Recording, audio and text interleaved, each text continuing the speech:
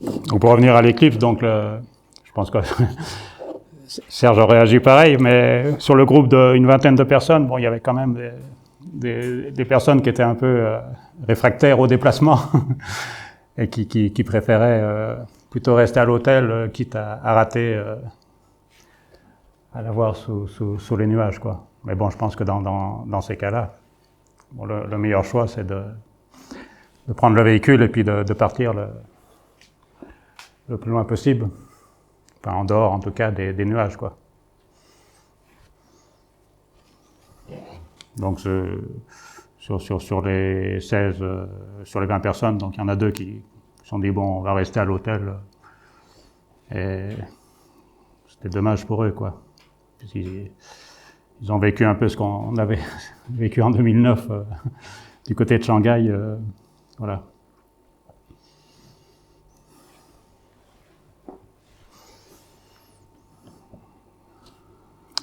Passer. Voilà, un petit point sur les prochains voyages possibles. Donc très prochainement. Oui, là on est sur un...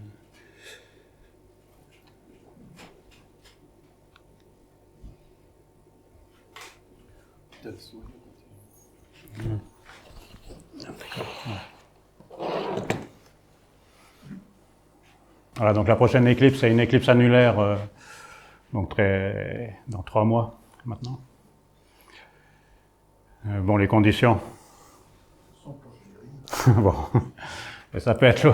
C'est vrai on peut l'avoir ici, donc Chili et Argentine, bon, à peu près entre 50 et 60% de couverture nuageuse, ou bien du côté de l'île de Pâques. Voilà. Donc ici, sur à Rapa Nui, bon, la centralité passe juste...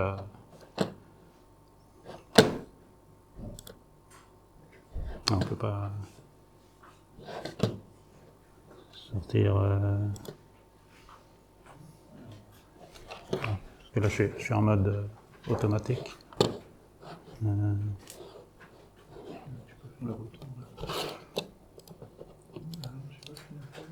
Parce que là, je suis en mode défilement automatique. Là? Ouais. Enfin, ils seront automatiquement... De quoi? La diapo, c'est là. Je sais pas où tu veux t'arrêter. Non. Toi, là, si je fais rien, je suis en défilement. Ouais, il faudrait que je l'arrête à chaque fois ici, quoi. Bon. Voilà.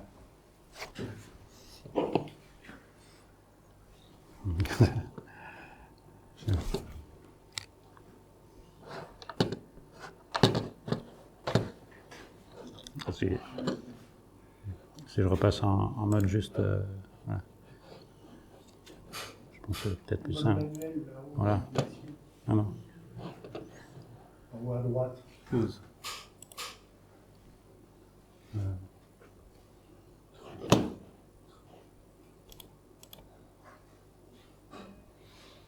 C'est en haut.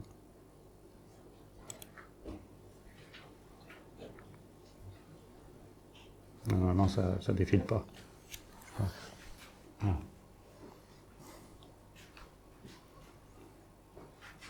Alors, on se trouve donc à peu près à Rapa Nui et puis donc l'île de Pâques et puis ici le côté argentin, Chili. On est à peu près au même niveau de probabilité, quoi. Bon. Donc en fait là on sort un nouveau plan B puisque comme c'est donc les coûts sont relativement importants. Enfin, on propose donc un voyage donc qui faisait à la fois soit l'Atacama, donc désert de l'Atacama plus l'île de Pâques, ou bien la Patagonie avec le glacier Perito Moreno et plus l'île de Pâques, mais bon, les prix sont quand même relativement élevés pour des probabilités assez moyennes. Donc là, en dernier plan, on propose un circuit rapide de 6 jours, donc uniquement sur l'île de Pâques, puisqu'en fait, il y a des personnes qui sont intéressées principalement donc, par l'île de Pâques. Donc, en fait, l'éclipse, c'est un peu un prétexte pour aller voir les moines. Voilà. Donc ça, ce sera le dernier circuit là qu'on va peut-être retenir et lancer. Donc, sachant que c'est au début octobre. Donc là, on va clôturer ça fin août, enfin avant la fin du mois d'août.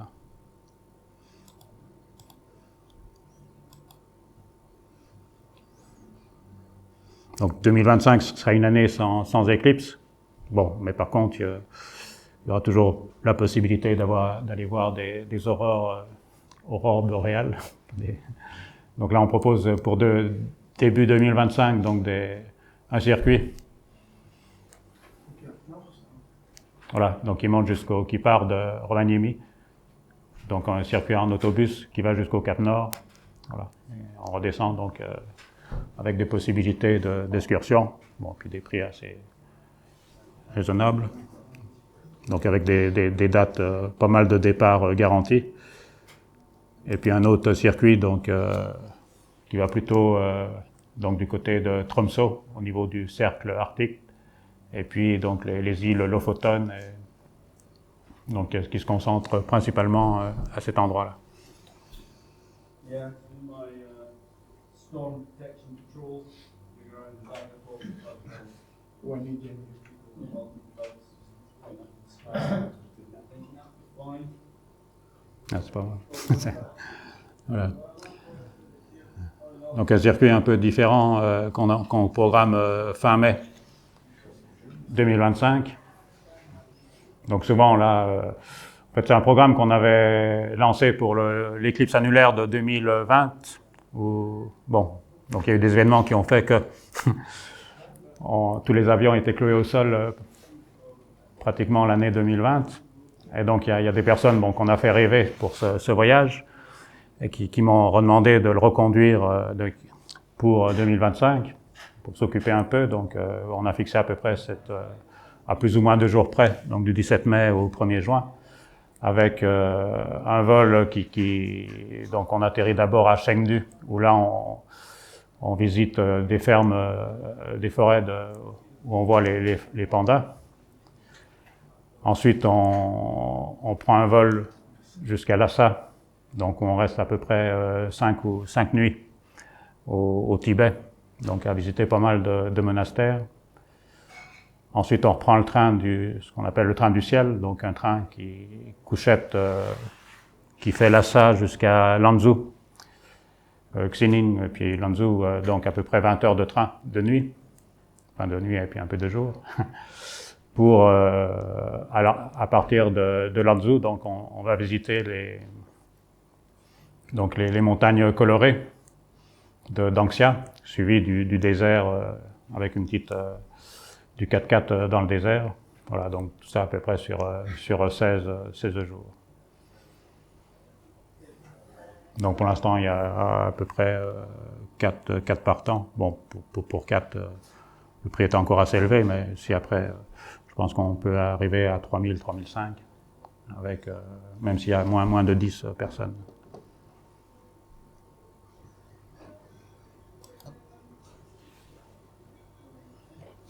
Donc après, ce que vous attendez tous, l'éclipse 2026.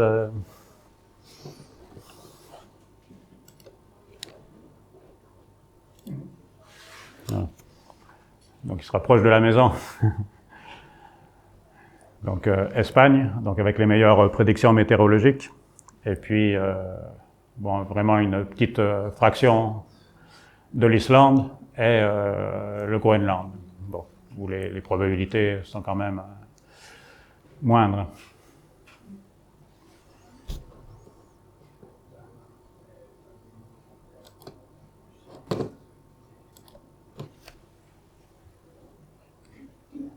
Donc côté Espagne, donc là on voit un peu les prédictions.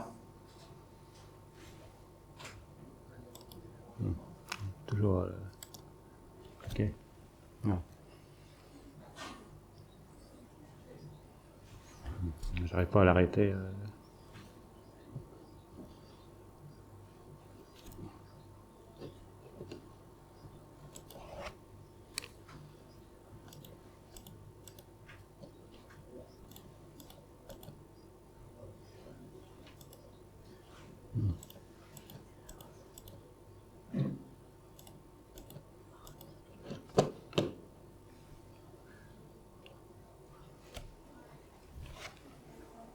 Ah, donc par rapport, bon, je sais pas comment on peut le stopper. Je sais pas parce que même si j'appuie là sur normalement l'arrêt, là, le stop, après ça défile toujours. C'est bon, là. Non, mais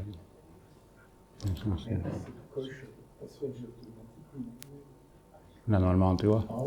En métrage d'affichage. Toi. Je fais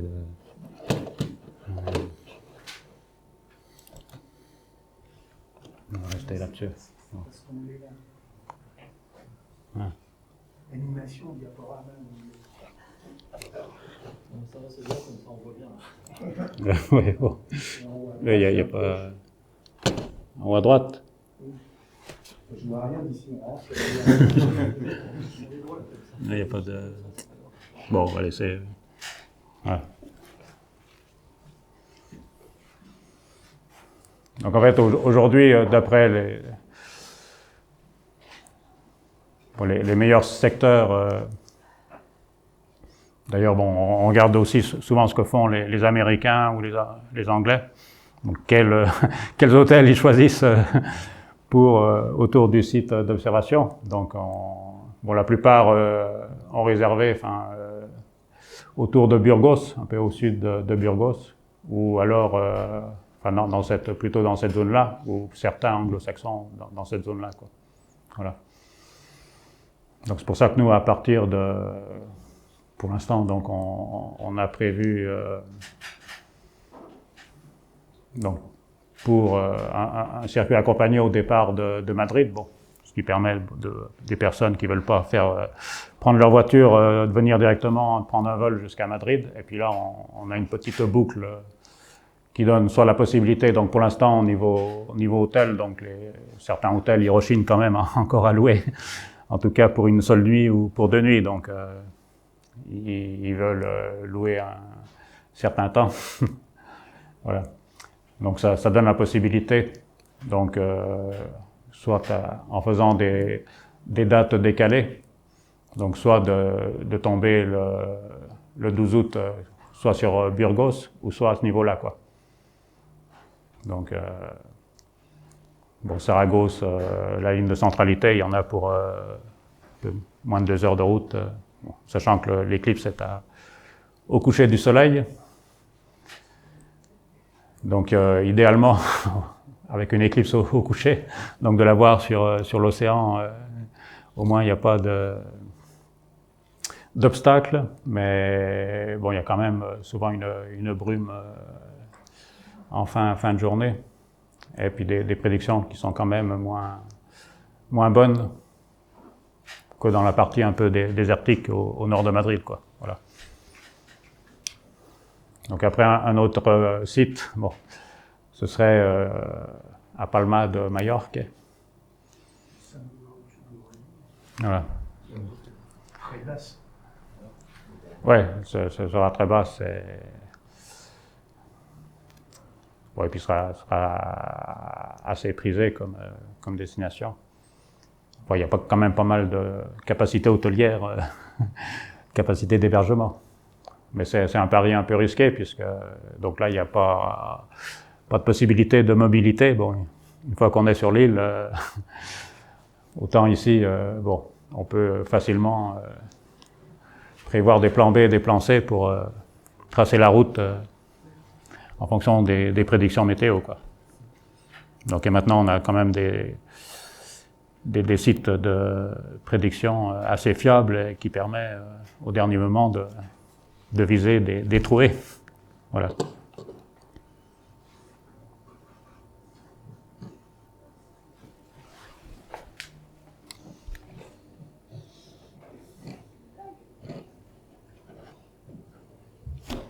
Voilà.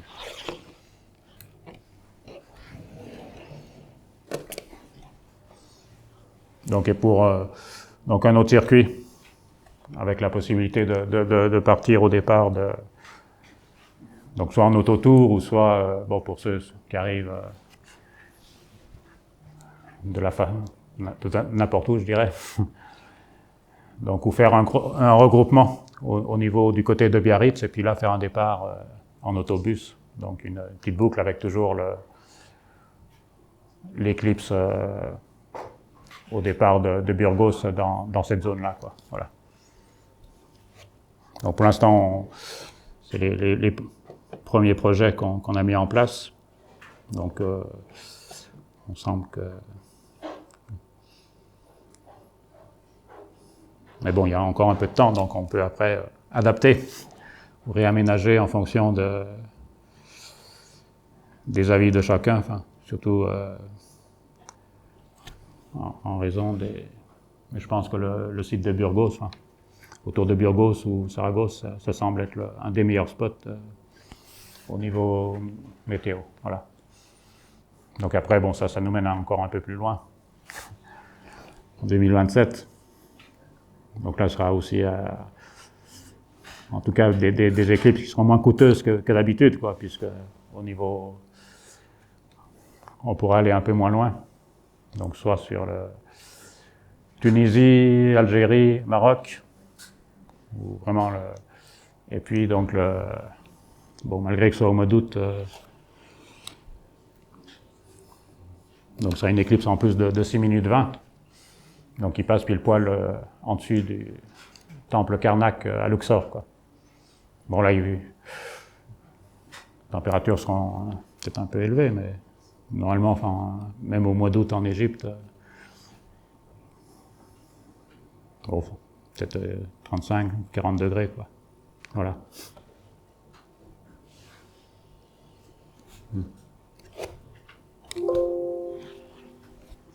Et après 2028 Bon, pour l'instant, je ne sais pas. Donc après, il y a toute une série, je crois, de nouveau l'Australie. Hein. L'Australie, ouais. Ouais. Donc ce sera plutôt tout au nord, je crois. Ça passe des Kimberley. Voilà, Kimberley, ouais. Traverser les bon. Mais il y a déjà de quoi s'occuper un peu avant, non? Si on a une Apollo P, c'est celle de 27. Oui, voilà. Donc elle, je sais pas si quelle destination privilégiée d'après vous Le top, c'est l'Égypte, parce que au maximum, à 6 minutes 20. Ça passe à Luxor, donc enfin, j'imagine les photographes, les photos qu'il y a à faire, ça passe dans le temps de la Monra, quoi. Un truc de fou. Par contre, je suis convaincu que ça va être un bordel. Déjà, ça va être complètement bouqué, ça va être le VIP, le temple de Karnak va être bouqué VIP, ça c'est clair, ça coûtera une fortune. Après, toujours à 6 minutes 20, il y a le bord de la mer Rouge, où si on fait de la plongée, on peut marier les deux. Quoi. Mais sinon, moi, ce que je vise bien, c'est la Tunisie, parce que l'intérêt, on est quand même à 5 minutes 40 de durée, ce qui est énorme. Et surtout, on prend le ferry de Marseille et on emmène tous les télescopes et tout le matériel qu'on veut. On ne part pas juste en avion avec 23 kilos de matériel, plus la brosse à dents. Donc, je pense que c'est le meilleur compromis. Après, au niveau confort, c'est clair que le Maroc serait le plus intéressant. Il y a la classe, il y a tout ce qu'il faut, mais on perd encore une minute. Sud d'Espagne, c'est quand même 4 minutes 50 et tu peux y aller en voiture. Oui, mais tu prends le bac et tu vas aller. Elle passe à 40 km au sud de Tanger. C'est vrai que tu peux même l'avoir de Gibraltar, tout à fait. Mais c'est une majeure, quoi. C'est la plus grande du Saros. Je trouve que ça sonore dignement. Et la suivante, il y a un peu moins de monde, tu as le Yémen, non? Oui, mais pareil, tu rechutes en durée. Et le voyage est plus long. Et est-ce que ce sera calmé? C'est sûr, le confort, c'est le Maroc, le plus pratique, c'est la Tunisie, et le top, c'est l'Égypte. Voilà, du coup, je voyais des liaisons Marseille. Oui, il existe des ferries. Au mois d'août, aujourd'hui, ça coûte à peu près 1000 balles de passer un véhicule au mois d'août avec 2 personnes en aller-retour. Ça donne un ordre de grandeur. Oui. Le seul truc qu'il faut étudier, c'est au mois d'août en Tunisie.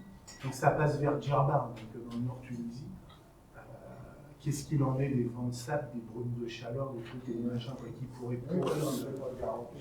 C'est juste ça la question. Il faut étudier finement. Bon, à Djerba, il y a quand même pas mal d'hôtels assez non, confortables, quoi. Non, mais en qualité de ciel, je parle en qualité de ciel. Par rapport au Maroc. Ouais. Par rapport au Maroc, par rapport à l'Égypte. Moi, je trouve que c'est le critère à mettre en avant. Après, on peut dormir entre les cailloux, ça marche. Oui, parce que... C'est vraiment les prévisions météo de transparence du ciel. D'accord. Tunisie, tu te déplaces librement. L'Égypte, c'est un peu plus difficile. Nous, on avait fait l'annuaire de 2005 en Tunisie, on a loué une voiture, on va découvrir, on était justement avec le Djerba, tout ça. Tunisie-Maroc, il n'y a aucun souci pour se promener et même profiter du pays, profiter du voyage. Il y a de quoi faire de très beaux voyages. Parce que celle de 2006, oui, bon, il y avait Niger, Libye, donc il y en a qui l'ont vu en Égypte et aussi... En Libye. Il y a l'annulaire d'octobre 2005 qui passe en Tunisie, on l'avait fait en Tunisie. L'Espagne. Un aspect altitude aussi, en Algérie, en Tunisie, du relief là. L'Algérie, tu peux prendre des...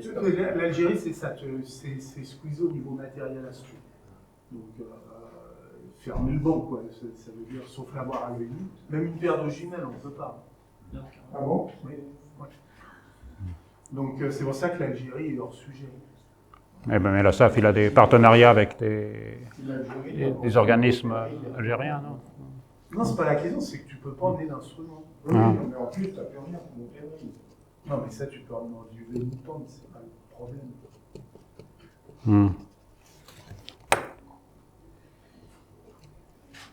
Ouais, donc viser, oui, partie nord-marocain. Qui permet de faire un super séjour astro dans la classe après, ou de visiter le Maroc. Le potentiel est titanesque. Voilà. Je crois qu'on tourne à 4 minutes. C'est presque 5 minutes, hein, ça doit, je de mémoire, c'est presque 5 minutes au Maroc. 5 minutes 40 en Tunisie, 6 minutes 20 en Égypte. Ouais.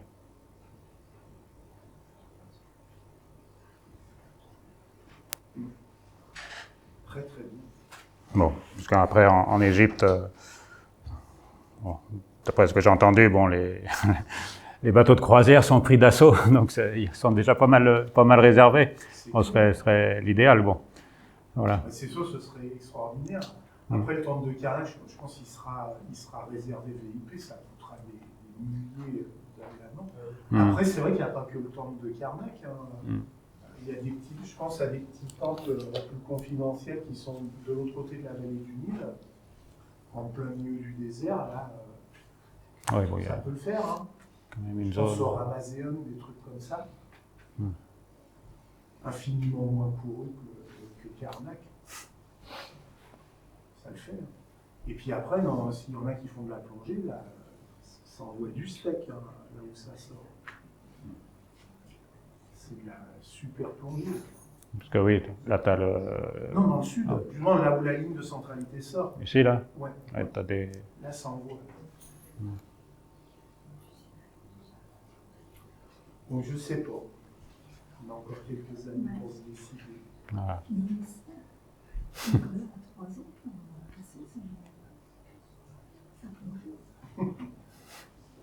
Bon. Et ce sera de belles aventures, assurément. Moi, je peux ma source. Oui, pas du smartphone, c'est pas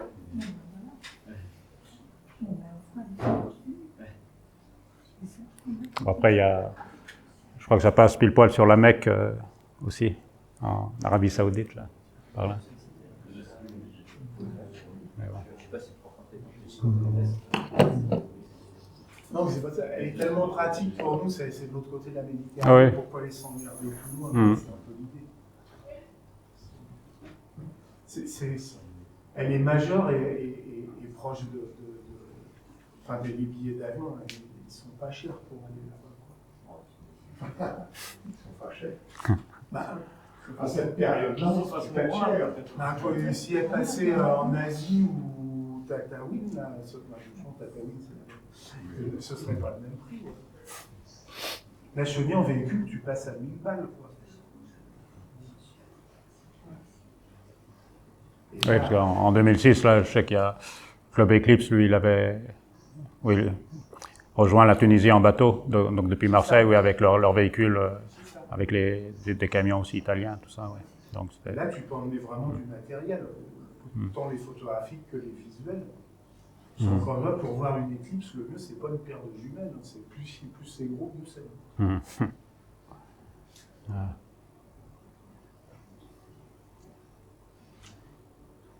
Eh bien, super. Bon, puis c'est là, donc il y a de bonnes chances Merci. qu'il soit de rien. Je te laisse me lancer. Je vais faire une heure. Ouais. Voilà. Bon, bah, bonjour tout le monde. Donc, Guy Paget, pour ceux qui ne me connaissent pas. Donc, j'organise souvent des voyages pour aller voir des éclipses ou autres phénomènes astronomiques. Donc là, je peux vous proposer donc, un film de 45 minutes sur notre voyage aux États-Unis cette année. Je crois que donc, Serge fera en fin de semaine la partie Mexique, c'est ça? Jeudi ou vendredi? Voilà. Donc, je vous propose donc d'abord visionner le film et puis donc après on peut finir sur une petite présentation des voyages que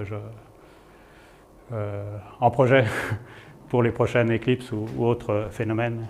Voilà. Donc tout le monde est... Il y en a qui sont sortis.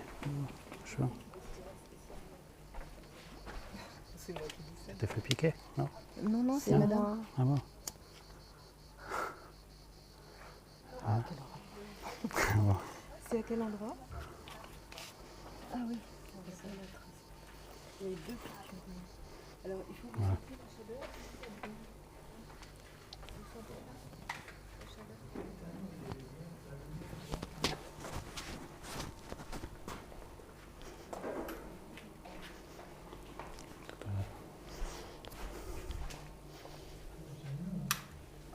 Mais c'est mille fois mieux. On voit plus le tableau.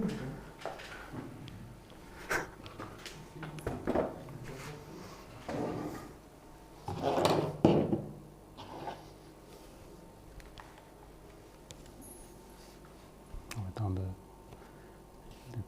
une petite intervention chirurgicale à l'extérieur suite à une piqûre de guêpe. Hein?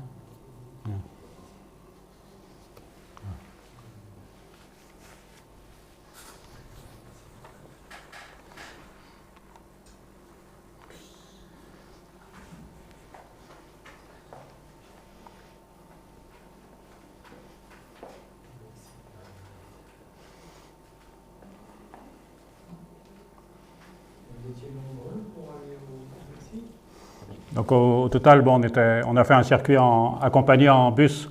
Là, on était 16 personnes. Donc on a fait deux petits minibus de 8. Vous n'avez pas dû vous ennuyer? Non, bah, c'était assez intense. Bon. Et donc après, il y avait quelques personnes, 3-4 personnes en autotour. Donc finalement, ils ont suivi le bus. Donc on a tous voyagé ensemble. Voilà. Il y avait beaucoup de matériel? Donc, ouais, enfin, en télescope, bon, il y avait quand même, oui, je crois qu'il y a une photo là, bon, un peu des bestiaux. Bon, il n'y avait pas de Dobson, pas de... Mais, voilà. Donc en fait, comme on le verra, bon, le Texas était un peu... risqué comme destination au niveau météorologique, puisque Donc, enfin, on a choisi à l'origine un point d'observation, donc à la frontière du Mexique et des États-Unis au niveau du Texas. Et puis je sais pas, il y avait une espèce de malédiction cette semaine-là, enfin, ces 15 jours-là, puisqu'il y avait toujours une bande de nuages qui suivait pratiquement toujours la bande de centralité. Et donc il y en a qui ont préféré aller au Mexique. Bon, c'est vrai que sur le papier, les prédictions météo étaient meilleures. Bon, du côté de Mazatlan, il y avait quand même de meilleures prévisions de chances de ciel dégagé, quoi. Et finalement, au Texas, on a joué la mobilité. Enfin, au Mexique aussi, il y en a qui ont joué la mobilité. et on l'a réussi quand même. Bon, le seul inconvénient, c'est qu'à l'endroit où on était, enfin, en dessous à côté des nuages, elle était plus courte. Nous, on l'a eu, je crois, 3 minutes 52 au lieu de 4:26, quoi. Mais bon, c'est quand même... par rapport à l'australienne qui durait 60 secondes, c'était quand même plus de 3 fois plus long, quoi. Voilà. Donc je lance le film. Bon, j'espère que le son, ça ira, parce qu'il y a... Sinon... Voilà.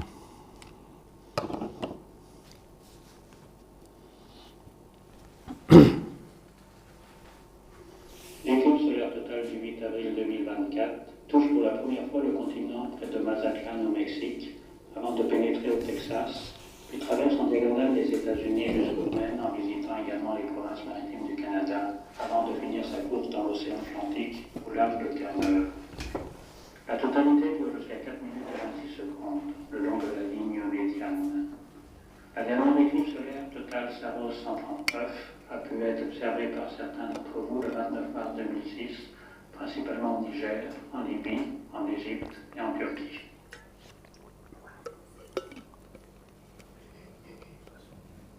Depuis Albuquerque, nous nous dirigeons vers Santa Fe, puis vers Taos, où se trouve la gorge du Rio Grande, courant à travers les coulées de basalte du plateau volcanique de Taos et entouré de sommets qui culminent autour de 4000 mètres d'altitude. Au Nouveau-Mexique, pas de grande pelouse bien entretenue façon désespérée, housewife, mais des murs ou palissades, peut-être pour se protéger des immigrés légaux qui franchissent plus au sud le Rio Grande, frontalier avec le Mexique. Santa Fe, ville de style Azo, fondée par les Espagnols en 1607, dont les maisons empisées ne dépassent pas 3 étages, ainsi que les nombreux pueblos, comme le pueblo de Taos. Village pittoresque occupé et entretenu par chaque génération depuis 100 ans et encore habité par environ 150 Indiens, dont des maisons d'eau courante ni électricité. En marginaux blessés, en cavale, changeant chaque soir de telle identité, évitant les bars. Bandelier National Monument, avec ses falaises d'un beau canyon sculpté dans le plateau de cendres volcaniques, abrite les ruines de l'ancienne civilisation amérindienne Anasazi datant du 6e au 13e siècle. On y découvre les pueblos au pied des parois et de nombreuses habitations troglodytes sculptées dans une épaisse couche de tuf volcanique.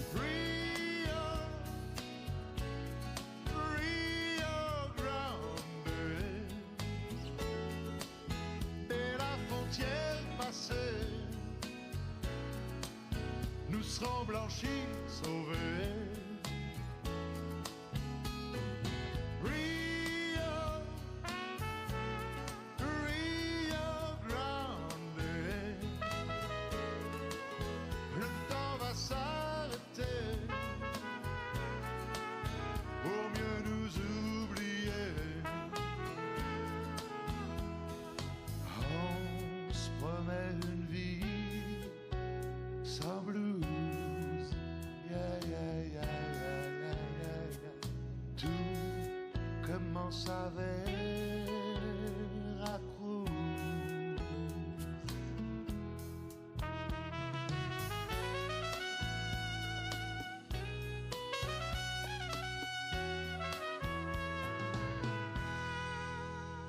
Loreto-Chapelle est connu pour son escalier en colimaçon, sans pilier central, réalisé sans clous, mais assemblé par des chevilles en bois. Il n'y avait à l'origine aucune attache au mur, et en 1887, la spirale extérieure fut attachée à un pilier et une rampe fut ajoutée. Sa forme hélicoïdale le fait osciller comme un grand ressort. Valle Caldera est une caldeira volcanique de 22 km de diamètre, dont la formation date de 1,1 à 1,5 million d'années. Les éruptions de ce supervolcan sont à l'origine du dépôt de tuf observable à Gordelier National Monument. La végétation a repris ici tous ses droits. Le plancher de la caldeira est un vaste plateau circulaire recouvert de steppes, alors que les contours de la caldeira sont dotés d'une dense forêt de conifères. Mais les fumerolles et les sources chaudes témoignent encore du caractère volcanique des lieux.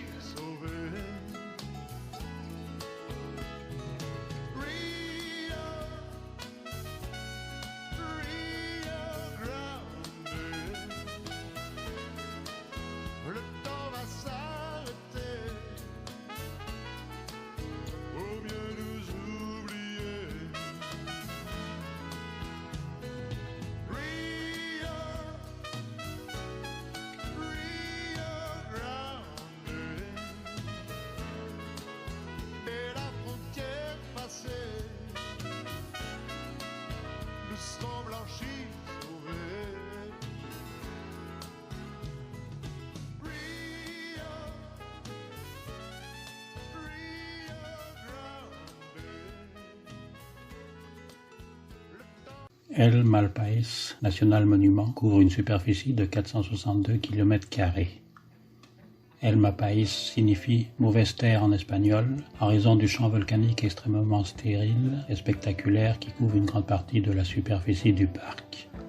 Le parc est couvert par de la lave et offre de nombreuses grottes et tubes de lave à explorer.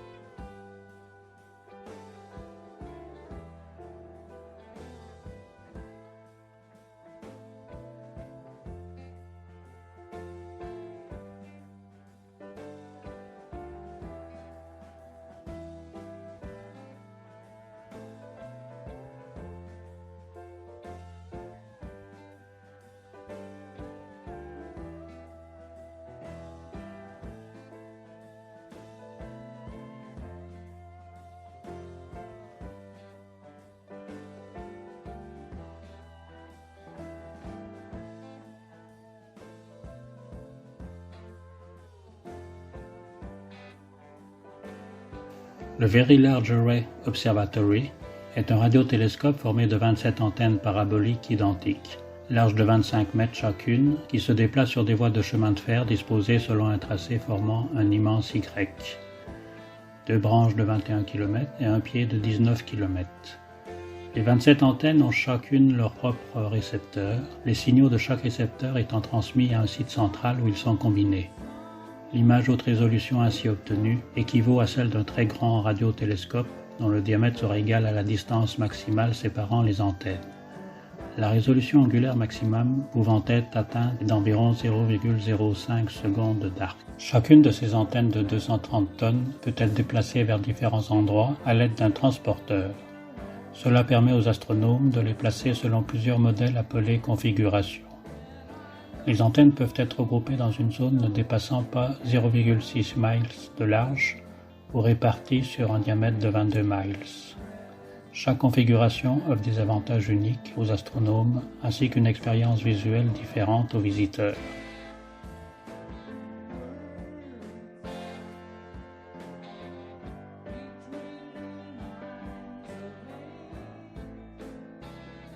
Old Mizilla, en banlieue de Las Cruces, avec la plus ancienne maison en briques du Nouveau-Mexique, construite par un Français vers 1860.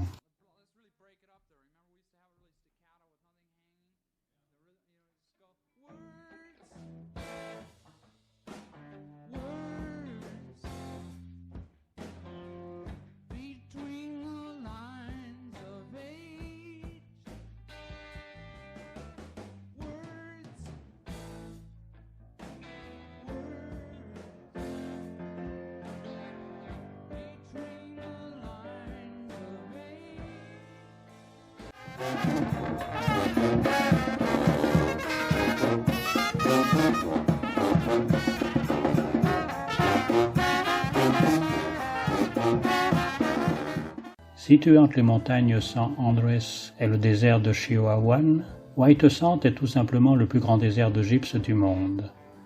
Il couvre plus de 700 km² pour une altitude moyenne d'environ 1200 mètres. La formation de ces dunes de sable brillant, si blanches que l'on croirait de la neige, n'a été possible qu'au profit d'un concours de circonstances géologiques. Quand la mer Permienne s'est retirée, entre 250 et 300 millions d'années, elle a laissé des strates profondes de gypse. Les montagnes se sont levées et ont transporté le gypse vers le haut. L'eau des glaciers qui fondaient a dissous le minéral qu'elle a rendu au bassin. Le soleil et le vent séparent l'eau du gypse pour former des cristaux de sélénite en lacs plus profonds comme le lac de Lucero. Le vent et l'eau décomposent les cristaux qui deviennent du sable. Des vents constants et forts du sud-ouest maintiennent le sable de gypse en mouvement et l'empilent en diverses formes et tailles de dunes. Les dunes restent humides grâce à l'eau formant un lac à quelques centimètres sous la surface.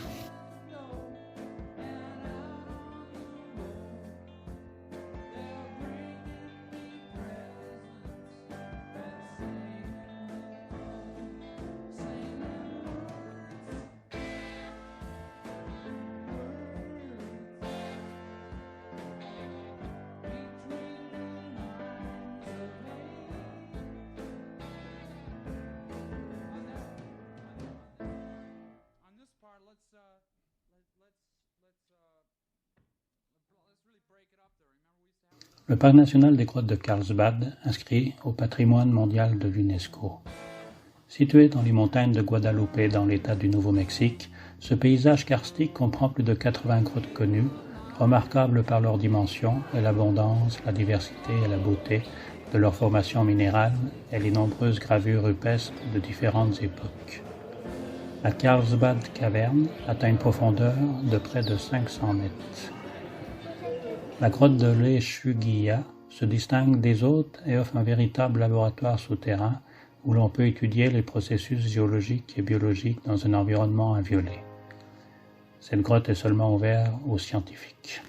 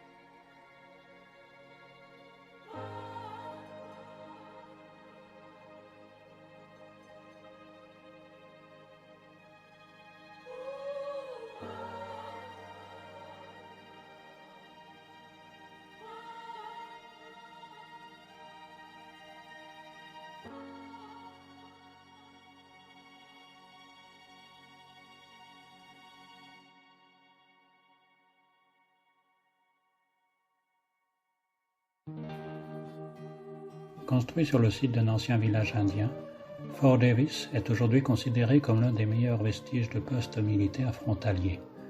Désaffecté en 1891, il est désormais classé au patrimoine historique américain. De 1854 à 1891, le poste militaire avait pour fonction de protéger les voyageurs et les marchandises transitant de San Antonio à El Paso pour rejoindre ensuite la Californie.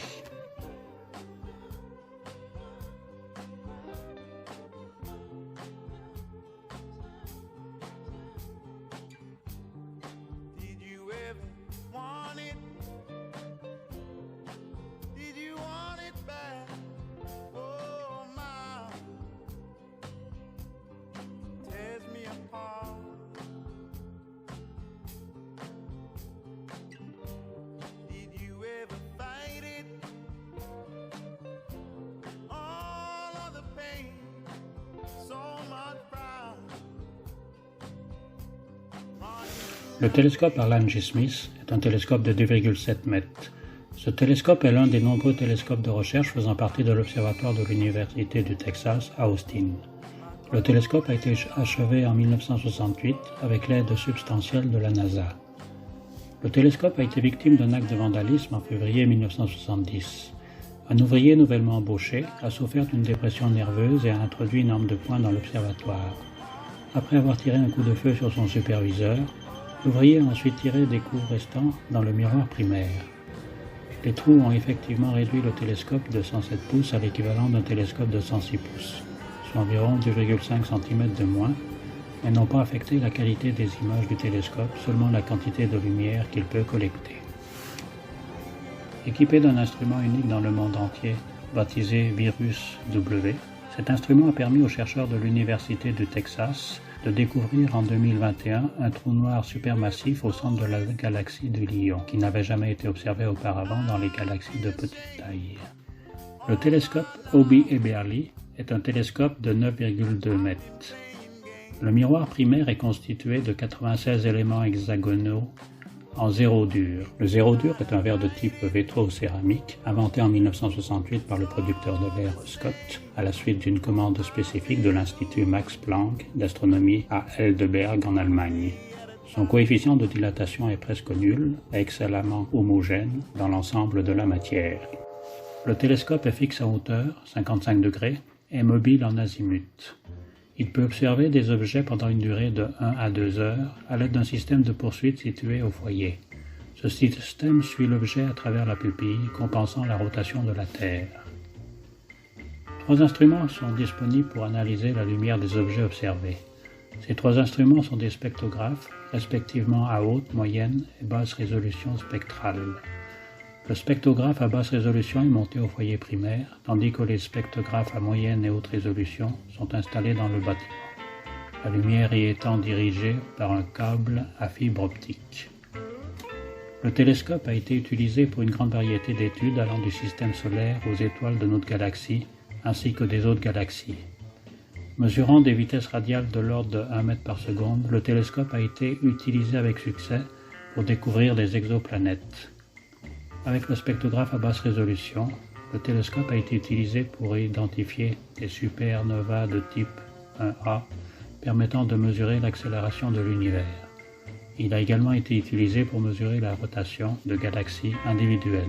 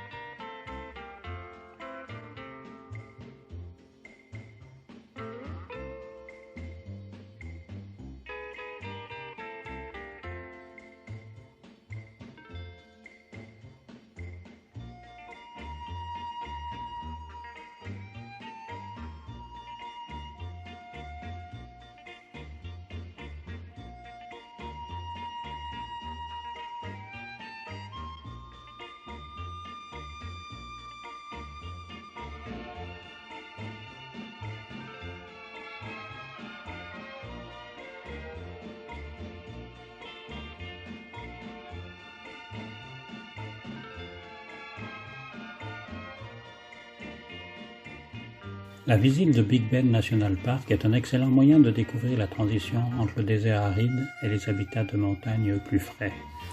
Une route pittoresque et sinueuse s'élève à plus de 2000 pieds au-dessus du désert, offrant des vues sur les sommets des montagnes et la zone du bassin formée par l'érosion.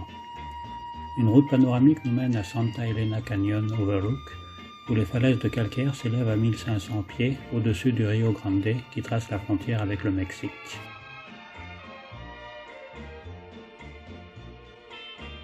Le Rio Grande procure une frontière naturelle entre le Mexique et les États-Unis.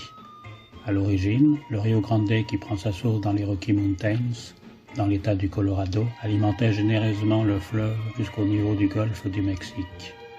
Depuis les années 1950, suite à la construction de nombreux barrages et le prélèvement de l'eau pour l'irrigation, l'agriculture, l'industrie et les loisirs, l'eau provient à 86% du Rio Concho, prenant sa source au Mexique et alimentant le Rio Grande de manière variable selon les saisons.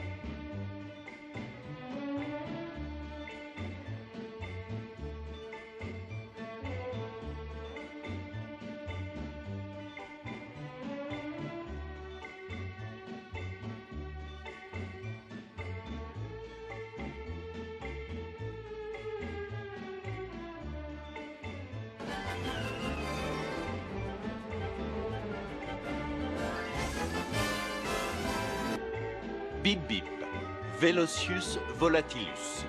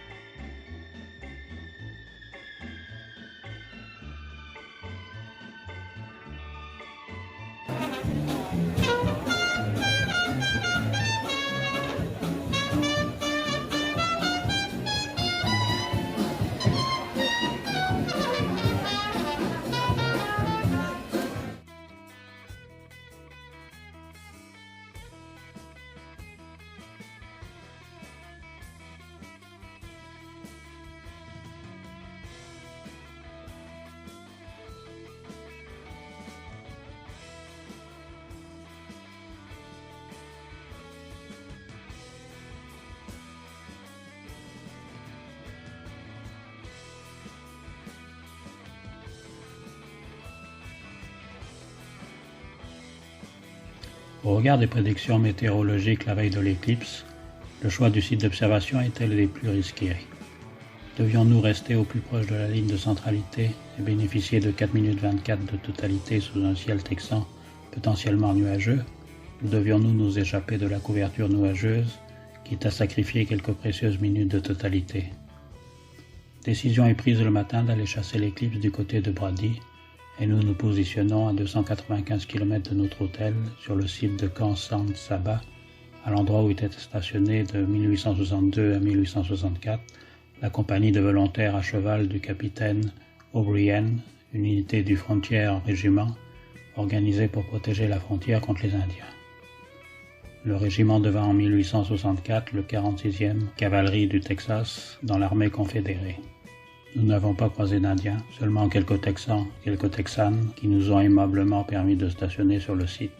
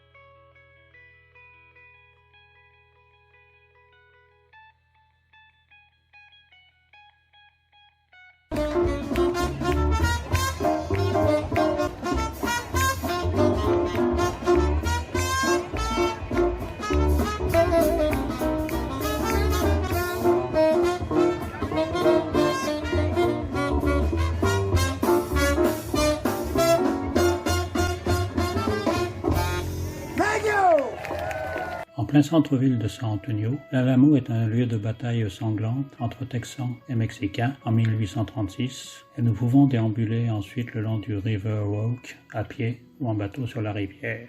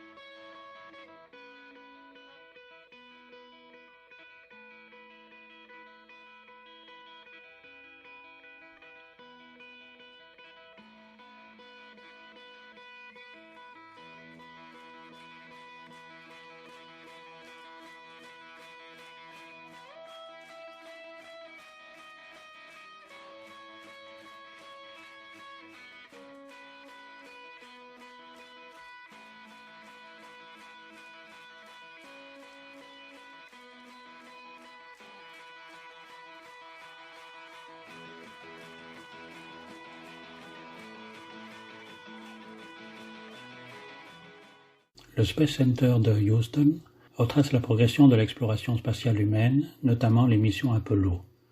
Nous pouvons observer l'immense fusée Saturn V, la navette spatiale, le centre de contrôle de missions historiques, le centre d'entraînement des astronautes et plusieurs engins spatiaux et trésors nationaux.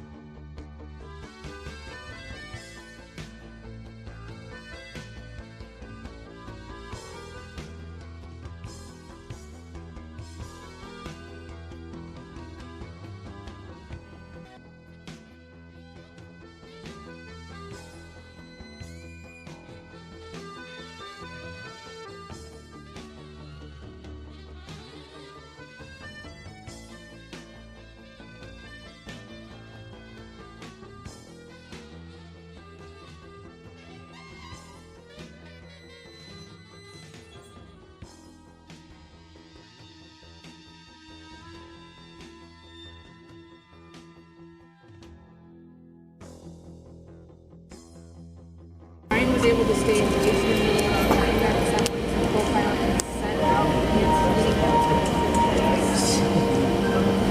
It's like doing co-pilot is different. Now he's like, I want an idle assets dashboard, and all it is a list of assets that are in storage and we have the list. Why do I need anyone else? That's a list of all the ones they want to do. I don't know.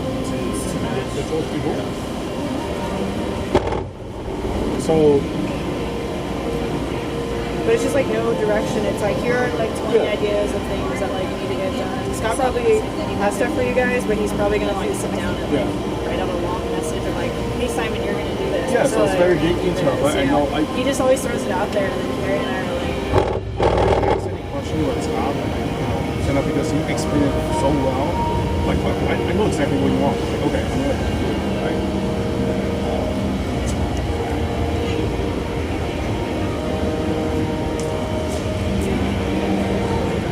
So do you know anything about the air motion? Anything like that?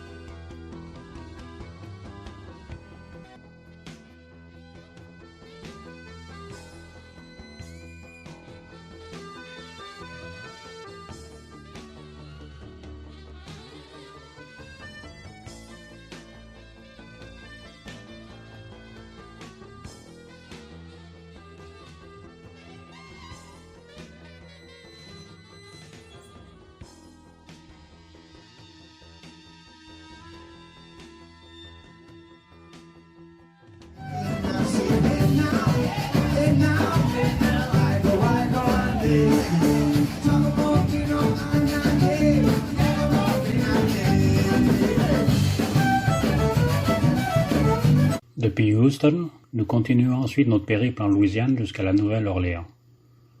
Au départ de Lake Charles, le Creole Nature Trail emprunte un réseau de petites routes au milieu de paysages naturels sauvages, abritant plus de 400 espèces d'oiseaux, des alligators, des mammifères habitant dans le marais, des poissons et des papillons migrateurs. Au bord du golfe du Mexique, Cameron est une charmante station balnéaire aux maisons colorées.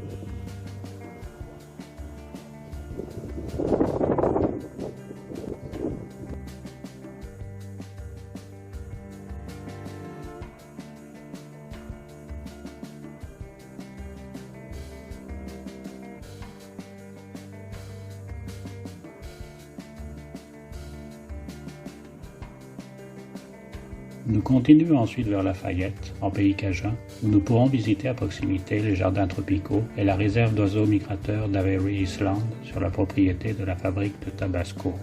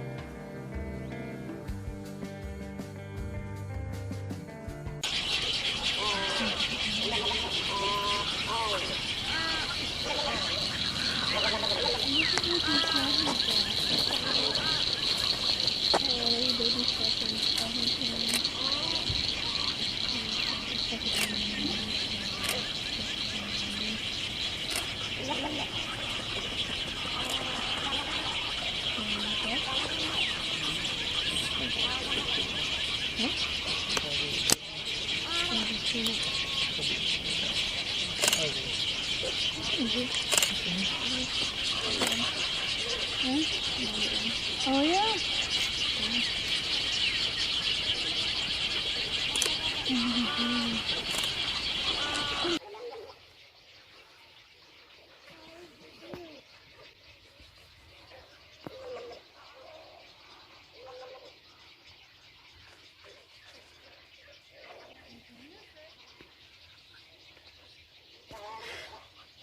Située à une cinquantaine à l'ouest de Bâton Rouge et à 25 km à l'est de Lafayette, la Chafalaya Basin est un gigantesque marécage occupant l'ouest du delta du Mississippi.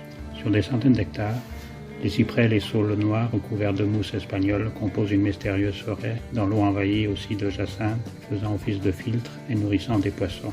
À moitié immergée dans l'eau, la végétation ici est luxuriante. Les arbres sont recouverts de mousse espagnole dans laquelle se confondent parfois les serpents.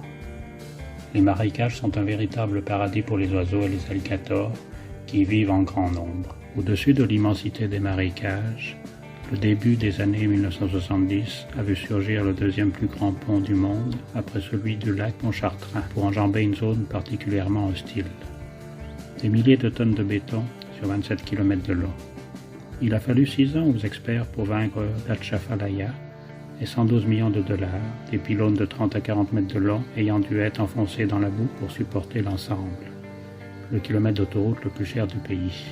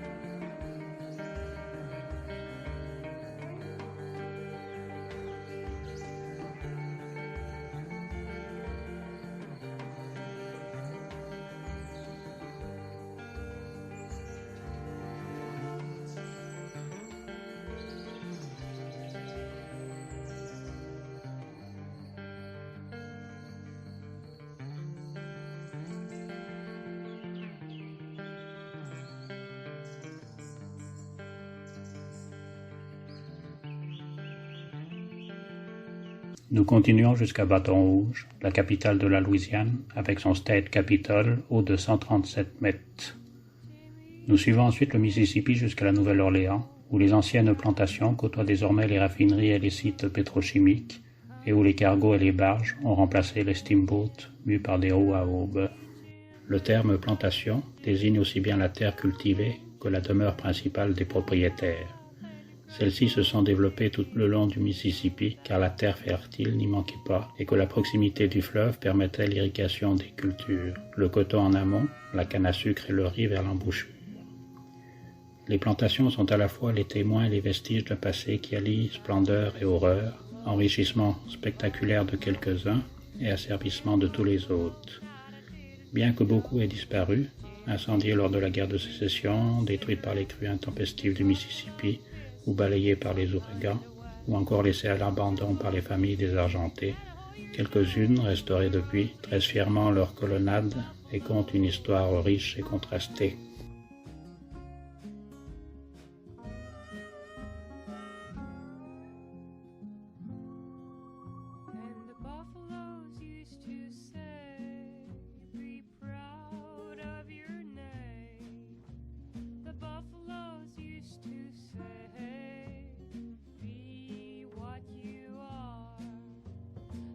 Buffaloes used to say, roam where you roam.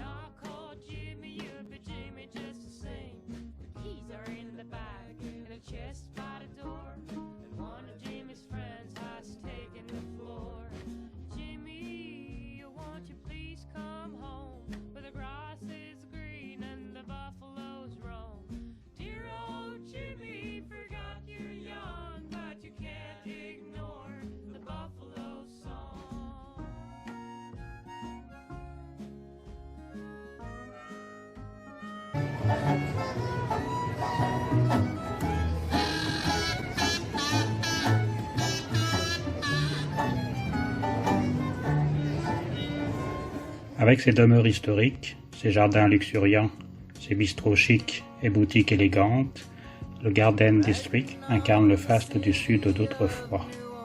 Très différente des maisons de ville des Créoles et des Français, du Vieux Carré et du Faubourg Marigny, on trouve ici les résidences des Américains qui s'établirent ici après la vente de la Louisiane par les Français. À la Nouvelle-Orléans se mêlent influences européennes, culture caribéenne et énergie typiquement américaine. La musique est partout et la fête à chaque coin de rue. Durant ce week-end, situé dans le quartier français, qui est le cœur historique de la Nouvelle-Orléans, le French Quarter Festival propose plus de 20 scènes représentant tous les genres de musique, du jazz au funk, du gospel, du classique au cabaret. Le Vieux Carré correspond à la ville historique construite par les Français au début du XVIIIe siècle, d'où le nom de quartier français French Quarter. Il vaut surtout le détour pour ses édifices créoles aux balcons en fer forgé et ses jardins intérieurs à l'élégance surannée qui composent la carte postale de la Nouvelle-Orléans.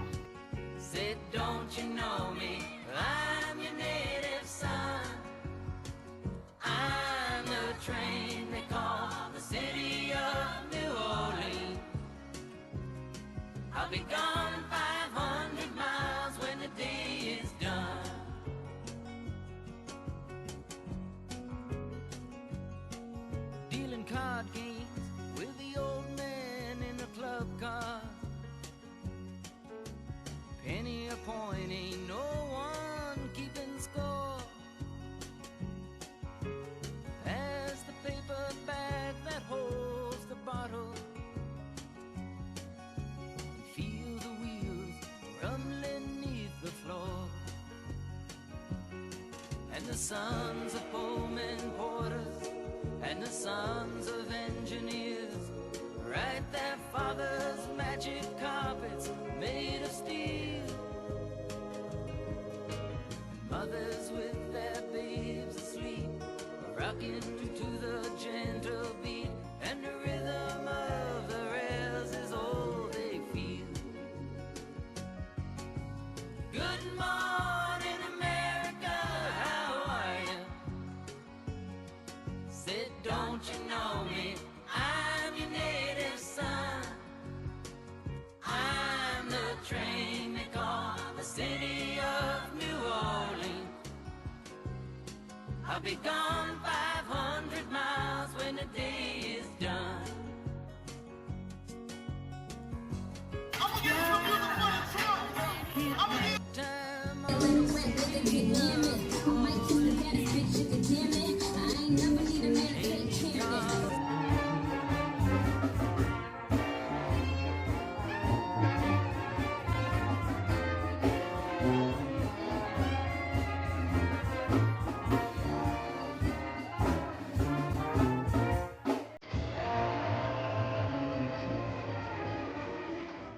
Notre séjour à la Nouvelle-Orléans s'achève au mythique Préservation Hall, qui nous offre une pause des plus agréables, loin du brouhaha de la rue.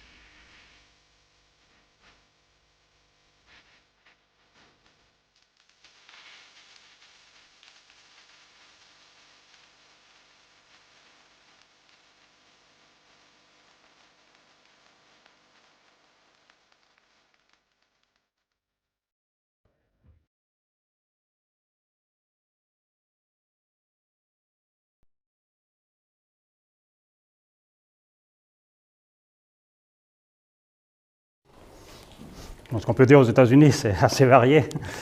On fait quelques milliers de kilomètres et puis il y a beaucoup de paysages qui changent, de végétation qui change. Et même entre les différentes villes, entre le Texas, le Nouveau-Mexique et la Nouvelle-Orléans, qui est tout à fait différente.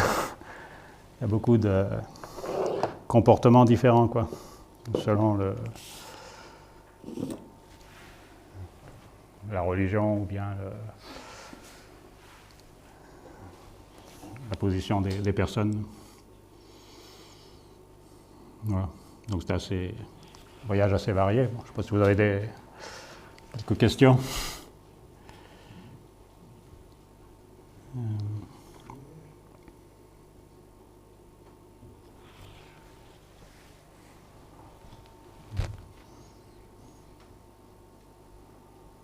Sinon, on peut passer sur...